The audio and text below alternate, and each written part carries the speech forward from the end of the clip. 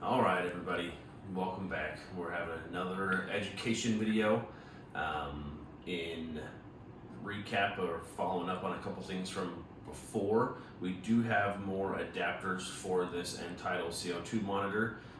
Vicki found some for us. There's one on here. Remember that this does not have to get thrown away. It can be reused. If for some reason you find yourself needing this and there's not the adapter on there, there is another adapter taped to the face of the code card as well. So we appreciate Vicki finding those for us so that we can use these when the doctor asks for it or the situation calls for it. We missed a little bit, kind of got super busy, missed a month. Then we had the ketamine sedation class with Dr. Christensen. So that got me off the hook for a month, which I was not offended about. And now we're back and try to keep having these every month. This month we're going to talk about hyperkalemia treatment, which was proposed by a staff member here in the urgent care who asked about a little bit about the medications used to treat a high potassium level.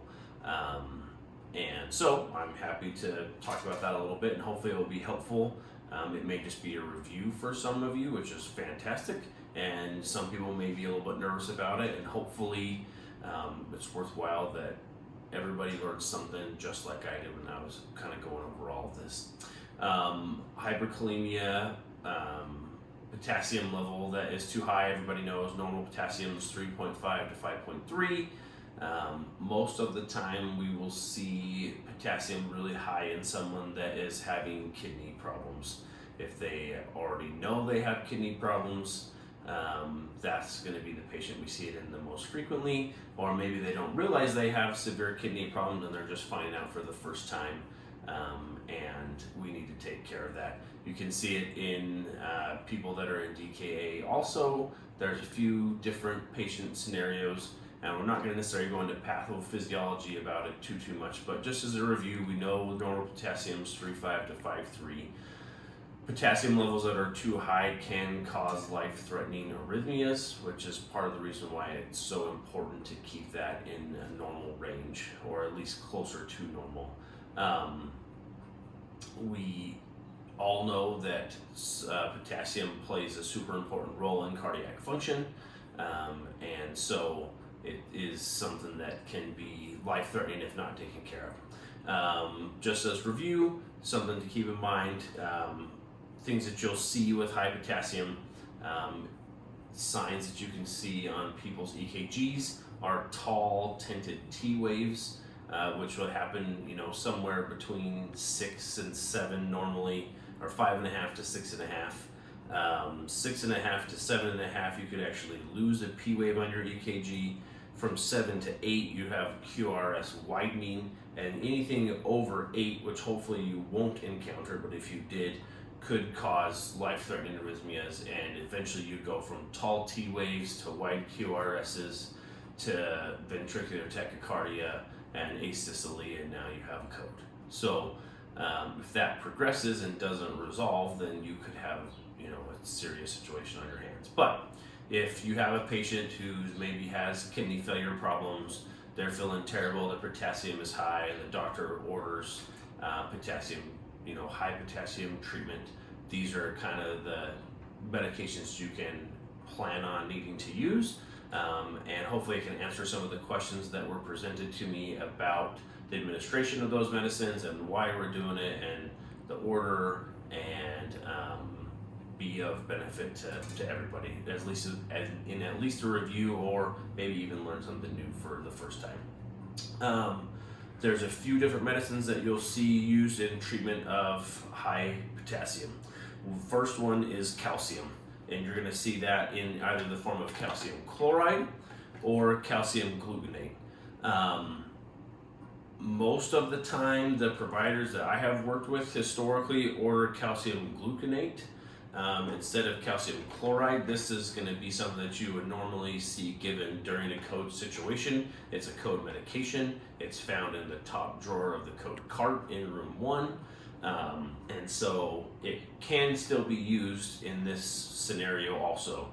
The calcium chloride is a little more uncomfortable as if it's given IV, and so most of the things that I read and saw and things that I have been told and taught in my career, most of the time providers will use calcium gluconate, but the calcium chloride, after some of the things that I found and research was the calcium in here is technically better. So if you're truly concerned, the doctor's truly concerned, don't be surprised if they order the calcium chloride. And just because it's in the code cart drawer doesn't mean you can't give this to somebody who's alive. Just like you can give aspirin to people who's alive. It's okay.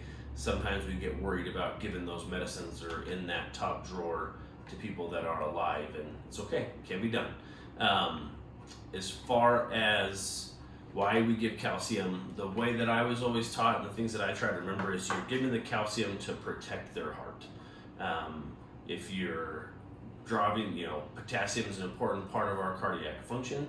If we're driving that potassium down, we're making a change to potassium in that person's system.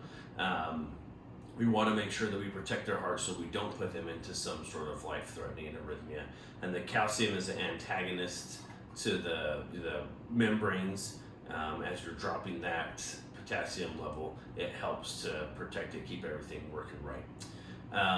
Administration of the calcium. Depending on the reference that you look at, calcium gluconate can be given IV push over 2 to 3 minutes.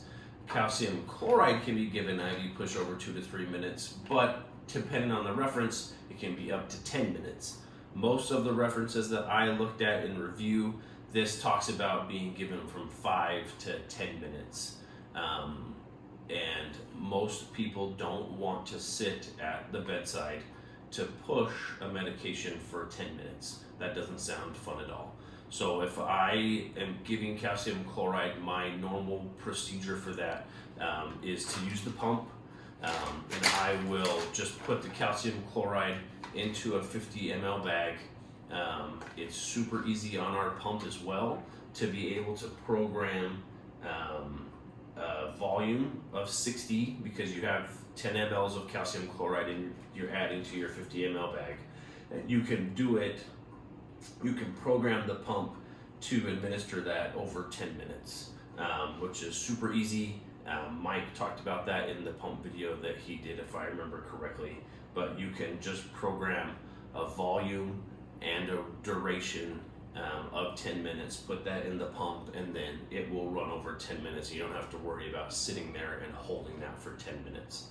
Or if you're more comfortable and you feel like most providers probably aren't going to argue with you as long as you're giving some sort of calcium, you can always just push the calcium gluconate over 2 to 3 minutes, and you can do that as well just perfectly fine. But just as a thought, what I like to do is I will put the calcium just into a bag, put it in the pump, and let it take care of the 10 minutes for me, because I've got other medicines I have to give as well. Other medicines that we're going to use to help drive potassium back into the cells and drive down the serum potassium level is insulin.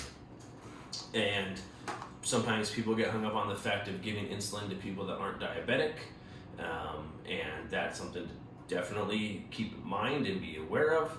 But you can give insulin to people that aren't diabetic, just like you can give code meds to people that aren't in a code if it's the situation requires it. The IV insulin just drives the potassium back into the cells and lowers the serum potassium level. Most of the time, if the potassium is that bad and the doctor wants to resolve it, you're going to give 10 units of regular insulin IV. Just remember, as review, if you know, good. If you don't, just don't forget. Always use I dropped it, sorry. Always use an insulin syringe to draw up your insulin. Don't just grab a regular size syringe and think that you've got it figured out. I've seen that happen. It's kind of scary, but an important thing to remember, just in case, always draw up your insulin syringe, and then you can take your insulin syringe and you can just automatically put that insulin into a normal saline flush to dilute it, and then you can push your 10 units of IV insulin with your flush, no big deal. And of course, once again as review, the only insulin you can give IV is regular insulin, which is the only insulin that we have here at the urgent care, so it makes it nice and easy. You don't have to worry about it. The only insulin we have, you can give IV. If you're giving insulin to people for the treatment of high potassium, if they are diabetic and they have renal failure and their blood sugar is greater than 250, the doctor may make considerations as to how much dextrose they give. If their blood sugar is over 400, they really may make changes to how much dextrose they give, but that's up to the provider, not something up to us. The only thing that you would want to keep in mind is my patient diabetic also, and what's their finger stick, or what's their lab work say. If you know their potassium is high, we probably already did a CMP, so what is their glucose on their CMP?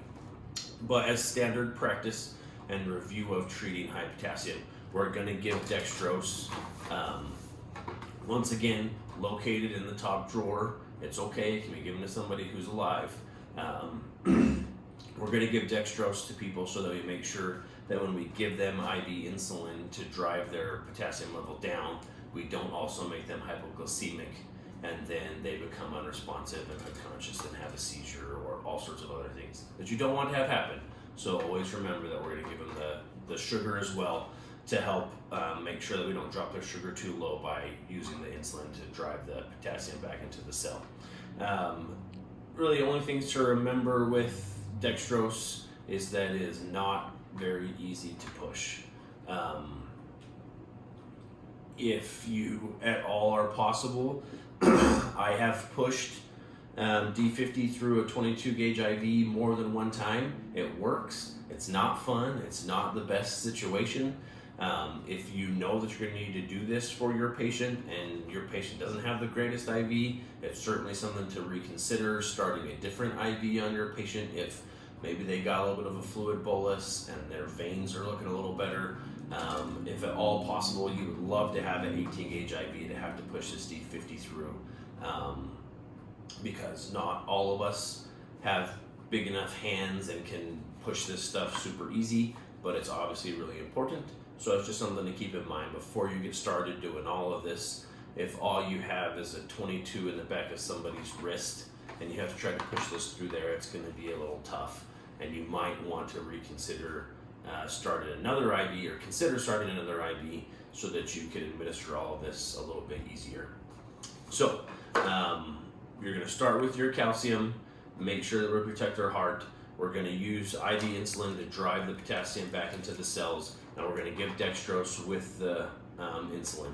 Same thing based on the different references that I read and different providers that I talked to. I was always taught to give the dextrose before you give the insulin. You want to make sure there's plenty of sugar there before you give the insulin so that you don't drop it too low. Some of the references that I read, including up to date, talked about giving the insulin first and then giving the dextrose. And that's something maybe that we can chat with Dr. Christensen about. I didn't have a chance to do that and see what his thoughts are since he is our director. But I was always taught give the dextrose first for safety and then give the insulin second. So things to consider there. And then the last medicine that we'll talk about that you'll see often used in treatment of high potassium level is just a good old albuterol SVN, which everybody has given 157,000 times here. And it's important that you understand that this albuterol SVN will also drive potassium back into the cell and help to lower the serum potassium level, because if you have a patient who doesn't have asthma, who's never needed a breathing treatment, who doesn't feel short of breath, they're going to want to know why you're giving him an albuterol SVN. And it's just another step that we can take to try to help to drive that potassium level down. And those are the things that we have here that you'll see used the most often. Some providers don't do the SVN, they'll just do these other medications and then see where they're at from there. Most of these patients anyways, if they're here in our urgent care, are going to be sent either to Mount Graham or out of town to a bigger hospital. And so we're just trying to get the ball rolling to get them in the best spot that they can be in. And so we may not go through everything. We may just try to get things moving in the right direction.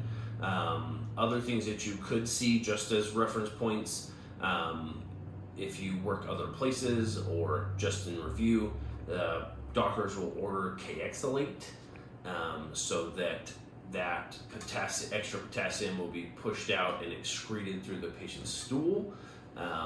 As a reminder note, we don't have K-Exalate here to the best of my knowledge, so we don't really have to worry about it. But if you work somewhere else, you want to give the K-Exalate at the last minute before they get admitted, because you don't want to have to clean up that mess.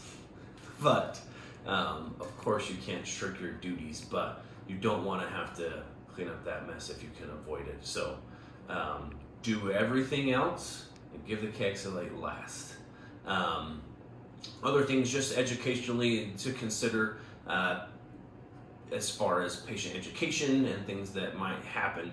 If people are in such bad kidney failure, their potassium is so high, a lot of times you'll see this because the patient missed dialysis, and so they'll have to be transferred so that they can get dialysis. Sometimes they may have, gotten to a new level of kidney failure and have to have dialysis for the first time.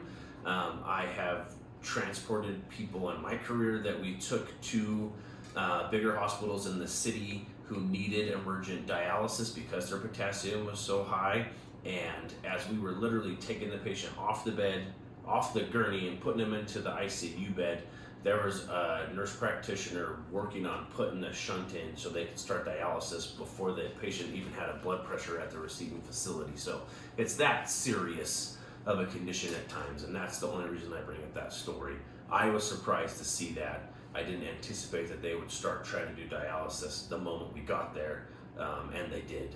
So it really is important. It's something that we can do. I thank the staff member that I won't call out for asking to have this presentation about these medications and their use in treating potassium level. If anybody, of course, once again, if anybody has something that they would like to hear about, please let me know. I'd be glad to talk about something that someone has a desire to hear about, rather than me just bringing up something that I hope that someone wants to hear about.